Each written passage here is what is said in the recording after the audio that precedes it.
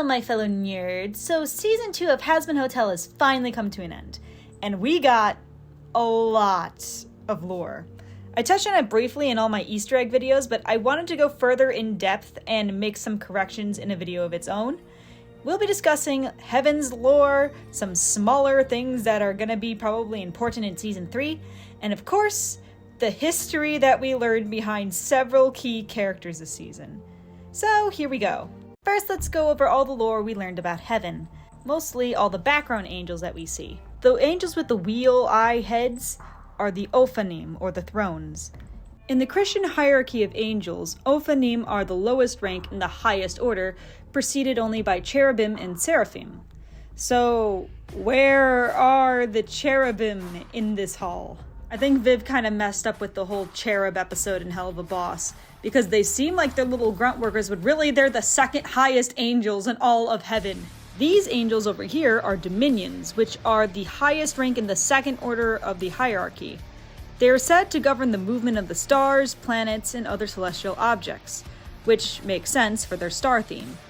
These little bug and plant people are the virtues, or second rank of the second order. They control the elements of nature. And lastly, by process of elimination, these must be the powers, which are the lowest rank of the second order of angels. They have power over evil forces and oversee humans. So basically, only the first two order of angels, there are 3 orders of angels by the way, are technically really allowed to sit into these big meetings. Also, fun fact, Adam is not considered an archangel, or at least he isn't in canon Bible lore. But the speaker of God is actually somewhat based in Bible lore.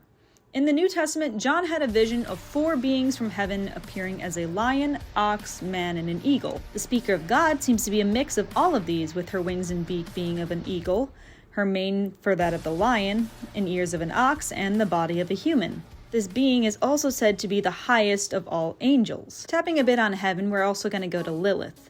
From the little bit we see of Lilith here, we can see that on her phone she has 38 missed calls from Charlie and 687 missed calls from Lucifer.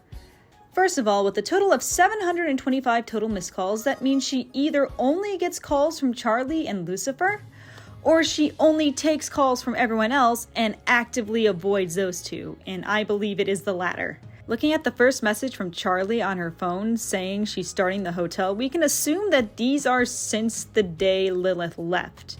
So, doing the math, Lucifer calls about 7 times per month, while Charlie calls about 5 times per year. Lucifer really still loves her. The origin of the Egg Boys. We learned about the creation of the Egg Boys this season. When Pentious and Baxter worked together, we can see that Baxter created the Egg Boys, mostly to experiment on. But as time goes on, Sir Pentious makes little suits and hats for them and gets attached to them. After Baxter's experiments on the Egg Boys gets too cruel, Sir Pentious took the eggs and left. No wonder these eggs are so loyal to Sir Pentious. He literally saved their lives. You have saved our lives. We are eternally grateful. Carmilla lost her husband to the angels. We also learned a little bit more about Carmilla. On her desk, we can see what appear to be wedding rings and golden chains, implying that Carmilla lost her husband to the angels. Therefore, she's trying to protect the remaining family that she has left. The Sins want Lucifer back. When Vaggy's trying to convince Lucifer to step into the Vox situation, we see a pile of gifts in his room. All of these are from the other 7 deadly princes. All of them are trying to get Lucifer to come back. Belphegor sent the bag with the candle on it and the bag with the eye on it and a plushie of herself. Leviathan sent one of these purple bags and a bottle of perfume. Ozzy sent an apple ball gag. Mammon tried to straight up bribe him. B sent some sweets, and then Satan sent him a big hat. Val and Velvet make date drugs. Looking at some of these posters, we can see Velvet and Val advertising something called Love Potion. At first, I thought it was a perfume. But then I saw the bottle. And then I saw an ad with Valentino saying, "No consent, no problem." This exact bottle was seen in Season 1, Episode 4, when that shark guy tried to roofie Angel Dust. So, yeah, Velvet and Valentino make date rape drugs together, which makes them even more villainous. Sahireth. In Charlie's phone, we see a contact for Sahireth, which is a ghostly spirit from Welsh folklore, which is kind of like a Welsh banshee. It is often heard as a disembodied wailing voice that foreshadows death. This implies that in the Helliverse, some aspects of other pagan folklore exists. Then again, all the cannibals in Cannibal Town are traditional-looking Wendigos, so I guess this just kind of nails in the coffin that there's more folklore in this universe. And now, my fellow nerds, let's get into the history of these new backstories that we've learned, and delve just a bit more into these characters' past lives. Let's start with Sir Pentious. Sir Pentious lived in London in 1888. I'm still a little disappointed that his sin was just cowardice and not being a snake oil salesman, which I thought would have fit his design a lot more. He didn't quite say how he died, so my theory is still up in the air. Maybe he took something that was snake oil. So most of Sir Pentious' background revolves around Jack the Ripper, which I'm sure I don't have to explain to people. But we do see one other historical figure in his background. Given the prostitute things we see this woman do, and since her body was left in the street, we can assume that this lady is supposed to be Martha Tabram, not Mary Ann Nichols like I initially said in my other video. I forgot about Martha Tabram. While she's not part of the canonical five, she is assumed to be Jack the Ripper's first victim. And since Jack the Ripper murdered 5 more, like Pentious said, I'm pretty positive this is supposed to be Martha Tabram.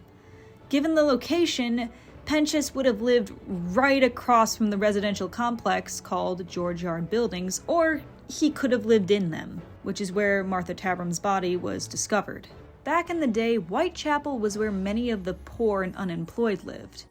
And George Yard was especially known to be a very bad area. And George Yard was also known to be an area where local prostitutes hung out and would take their drunk clients back to.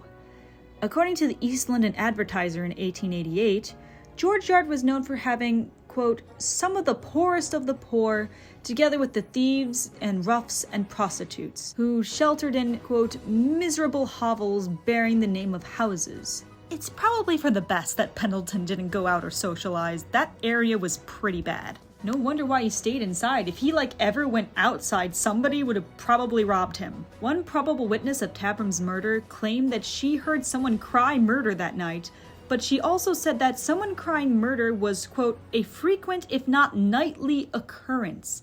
So Pentious didn't just do nothing at one murder, he probably ignored several. But another thing that's very interesting is that it is said when the lamps were extinguished at night in George Yard, it was apparently completely dark, to the point where one interviewee said she had no idea if Tabram was there or not, because it was so dark she could have not seen her body. So it would have been pretty hard for Sir Pentious to really watch anything at night. So him being a witness to Tabram's murder, while not impossible, would have been highly unlikely. Tu es prêt à manger? Now for everyone's favorite asexual, Alastor. Alastor lived in the 1920s and 30s New Orleans and died in 1933. So what else do we know about Alastor's life? According to Viv, he lived and died in New Orleans, was mixed-race Creole, and was an only child. He was apparently a mama's boy, was a popular radio show host, liked jazz and harder liquor, knew Mimsy life, and died in his 30s or 40s. He also speaks broken Creole French, but apparently doesn't know it fluently.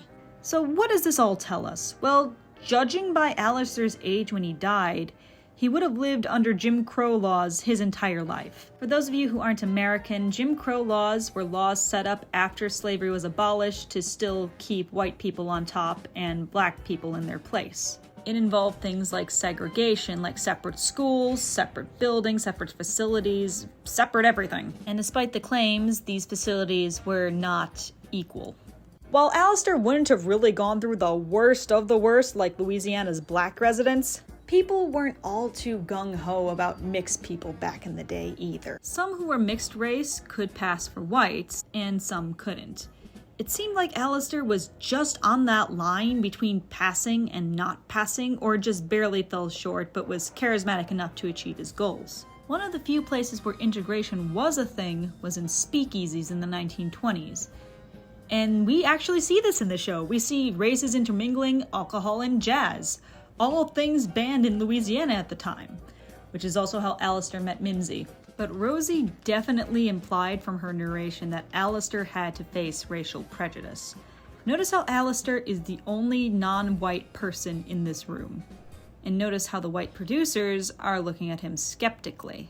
Racial segregation and prejudice would have made it incredibly hard for Alastor to get invited to fancy parties like seen here, unless he had connections or was really famous or really good at what he did. So Rosie really wasn't kidding when she said Alastor had to work really hard to get to where he was.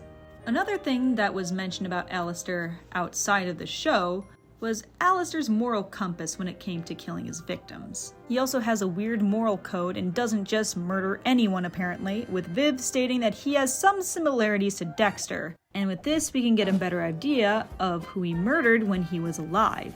My theory is that Alastor targeted racist white people. Now, before you start celebrating him, I'm not saying that Alastor was hunting down members of the KKK. I think he targeted people that he had access to that were like condescending or racist to him by any means, be it like a snide remark or this guy who is just kind of a stuck-up, ignorant guy. Bad people, yes, but worth ending their lives? I played a character that had similar motivations like this in a D&D campaign once, and I think Alastor is the same.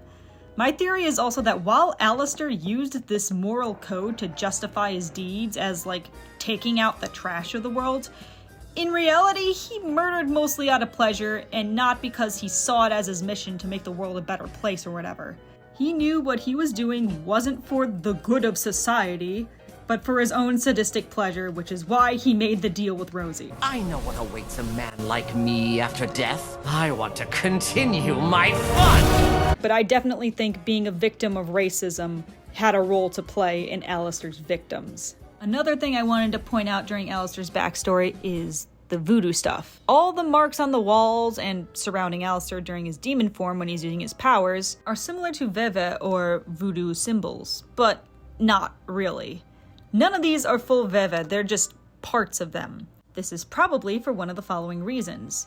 Most likely, it is to not be offensive because voodoo is already erroneously portrayed as a demonic religion and many followers are trying their best to do good PR for it. Or it could be that Alastor is intentionally trying to commit blasphemy by deconstructing what are supposed to be godly symbols. Veves are drawn on the ground and are supposed to represent different gods. But Alastor's are hung in the air, hung from the ceiling like stick effigies used for witchcraft. So I think this would kind of be a voodoo equivalent of drawing a pentagram or hanging an upside down cross. This is Alastor's way of trying to communicate with demons, just using multiple religions. Hanging effigies are also similar to Martha's from Hell of a Boss, but they have different symbols. Martha's are more witchcraft related. I think the hanging sticks are kind of a means to contact hell on Earth in multiple places, but only Alastor succeeded.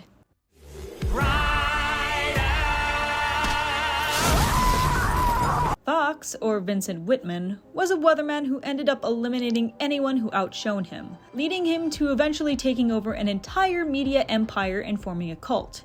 He died in his 30s or 40s, like Alastor, and lived during the 1950s. He likely lived in California due to him being associated with TV programming. The wiki said that he died during the 1950s, but I think he would have died in the early 70s, and here's why I think so. First, the newspaper. Yeah, we're going to FNAF this and look at newspaper dates. According to the New York Times, newspaper cost 5 cents in the 1950s, but rose to 10 to 15 cents in the mid-70s due to inflation. But Sunday papers were more expensive, and the cost of the Sunday paper in the mid-60s was 15 cents, making this scene with this producer early to mid-1960s. Second of all, color TV. While color TV existed in the 1950s, it was expensive and had very limited programming. Color TV really began to pick up around the mid-60s as prices dropped and more shows were broadcast in color. By the early 70s, color TV became the norm, and color TVs outsold black and white TVs for the first time in 1972. Vincent has black and white TVs hung up all over his little cult lair because they were probably what people threw away. And I'll get more into this later. 3. Coca-Cola. Even though they stopped using cocaine in Coca-Cola in the 1920s, Coke still uses coca leaves as flavoring extract, and nearly got in trouble with the government over it in, guess when? The mid to late 1960s. 4. Robert Sinclair. This producer that he's signing a contract with was a real person. Robert B. Sinclair was an American director who worked in film, theater, and television.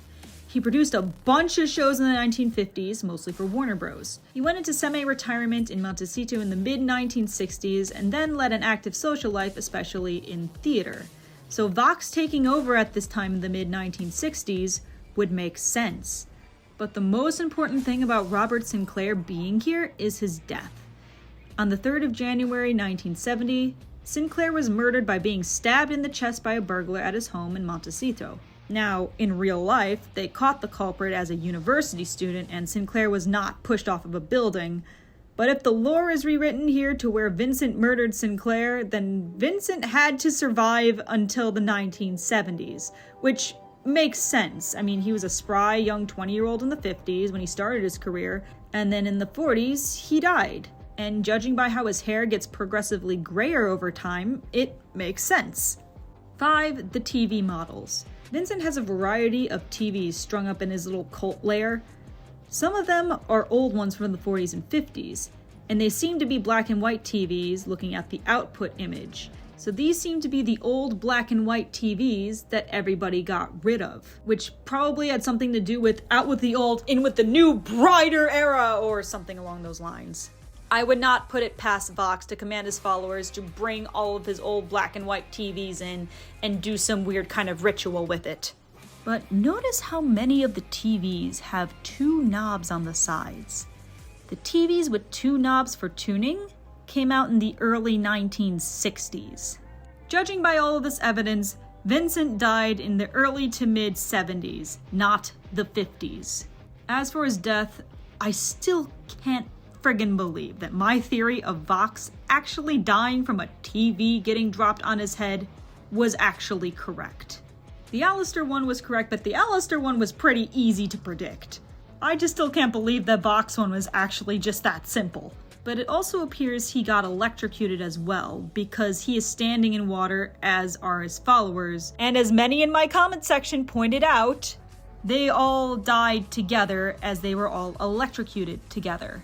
Electrocution also explains his electricity-related powers. But is it possible for that many people to be electrocuted all at once just from one TV falling on one guy's head?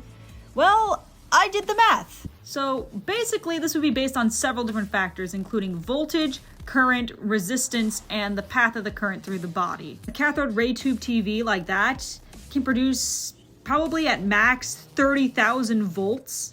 Because this is a cartoon, we're going to assume the maximum. While high voltage can overcome resistance of the body in the water, it's the current that is actually responsible for causing harm.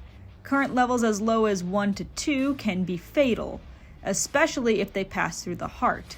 Next, we have to consider the conductivity of the water. Ankle-deep water like this, measured at about maybe 20 by 28 feet. I kind of just guesstimated using the small little TV that's next to it that I assume is about 2 feet wide. If the water has impurities, it will increase its productivity. Now, this could be water that leaks in from a shady, rundown place, which could have a lot of impurities, therefore get a greater conductivity.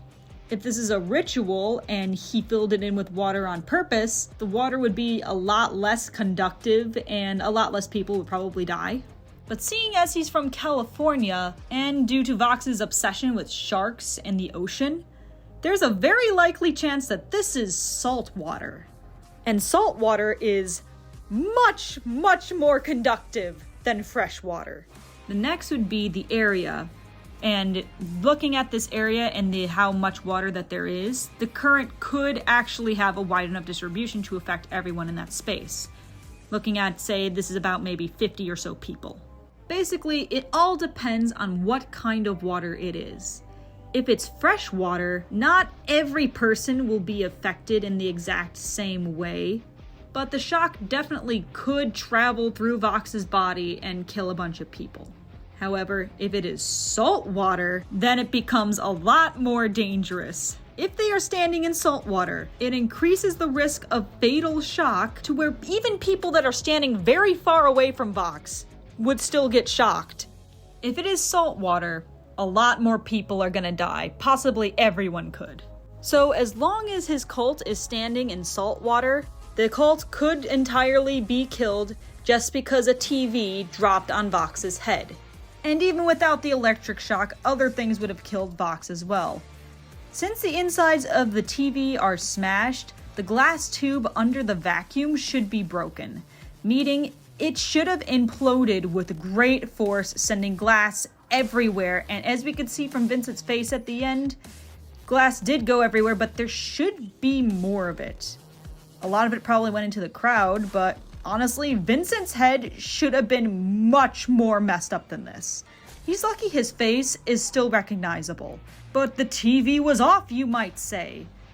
CRT TVs store a dangerous electric charge for a long time, even after unplugged. Breaking one can still lead to a strong electric shock. And not to mention, CRT TVs are heavy. Take it from me, my birth year starts with a 1. I grew up with one of them.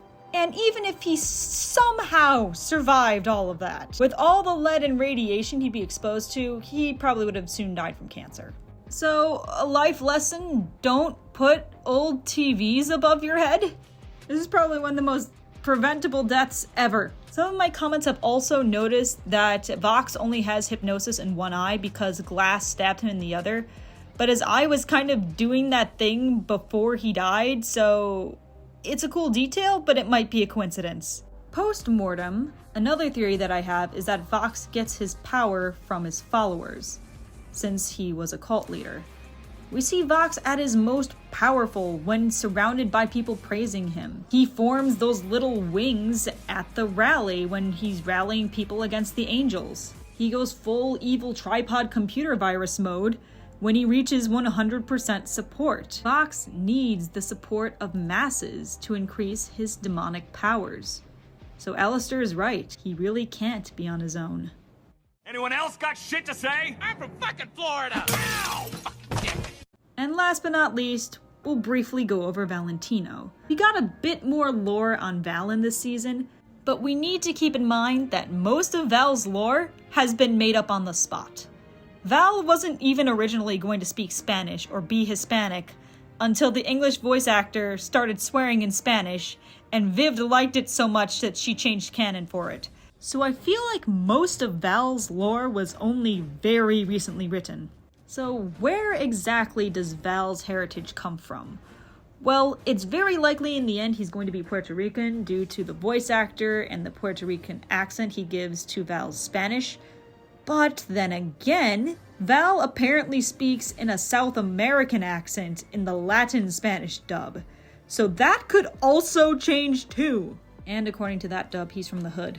So I guess the entirety of Val's lore lies in the hands of Joel Perez. But next season, Viv is going to have to put something together for him, since it looks like he's going to be a main villain. And I think in the end, he's going to end up with Cuban heritage, and here's why. Apparently, the whole Florida line was also improvised by Val's voice actor as well, because apparently, he believes that the worst Latinos are from Florida. And now it's canon. But now that it is, I think I know where Val's character is going to go. While Joel didn't mention what kind of Latinos he's talking about, and even though he doesn't explicitly say so, I have a strong feeling he's talking about Cuban Americans. While most Cuban Americans and Puerto Ricans get along, there is some tension, and it is primarily political. Puerto Ricans tend to lean left, while Cuban Americans, inheriting their hatred for communism, tend to vote Republican. It's very possible that Joel is talking about something completely different, but I have a strong feeling maybe Joel is referring to Cuban Americans. Because all the other Latino groups I know talk shit about them specifically for that reason. And outside of that, Val died in the 1980s. The Puerto Rican diaspora at that time was more concentrated in other places like New York and Baltimore. It wasn't until the early 2000s that Florida had a boom of Puerto Rican migration.